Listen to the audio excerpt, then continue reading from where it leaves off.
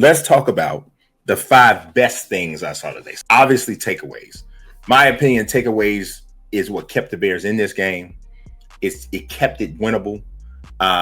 Like I mentioned, Kevin Byard earlier, he was phenomenal today. His best game as a Bear, in my opinion. We had the big pick by Tyreek Stevenson.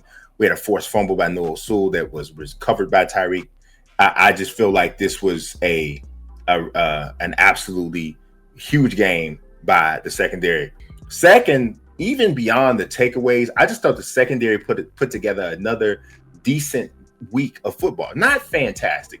And you also have to understand how undermanned the secondary is right now, right? So they're playing without Jalen Johnson. They're playing without Kyler Gordon, who is the starting nickel cornerback and one of the best starting nickel cornerbacks in the NFL. And we're chopped down. Then I believe McLeod got hurt at some point during the game. So we're down to the third string nickel corner at some point.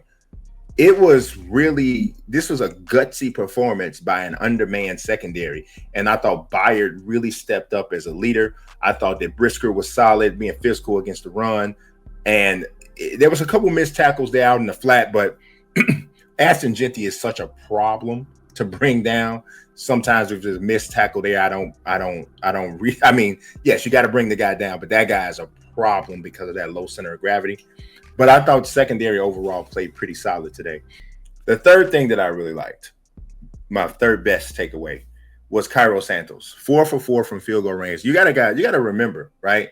While we were upset, obviously, and justifiably so, we were upset when those drives kept having to settle for field goals. But imagine if Cairo simply misses one of those. The 52-yarder, the longer one, that would have been more or less acceptable because it's not a gimme field goal. But imagine if he misses one of those field goals. Now, the whole game looks different. I would say the fourth thing is pretty obvious. We saw at the end of the game. Josh Blackwell coming off the edge to get that block is crazy. The block on what would have been the game-winning field goal. I don't even know if Carlson would have made that field goal because I felt like he was a little shaky on the field goal earlier, just barely inside the upright. And something about his body language didn't look super confident to me. So I don't know if that field goal would have made it or not. Nonetheless, it didn't matter. Josh Blackwell comes through with a huge block. The last thing, and it's not the least important, was Caleb Williams. And here's the thing. Was this a perfect performance by Caleb? No.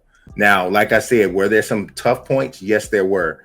But good quarterbacks win games like this.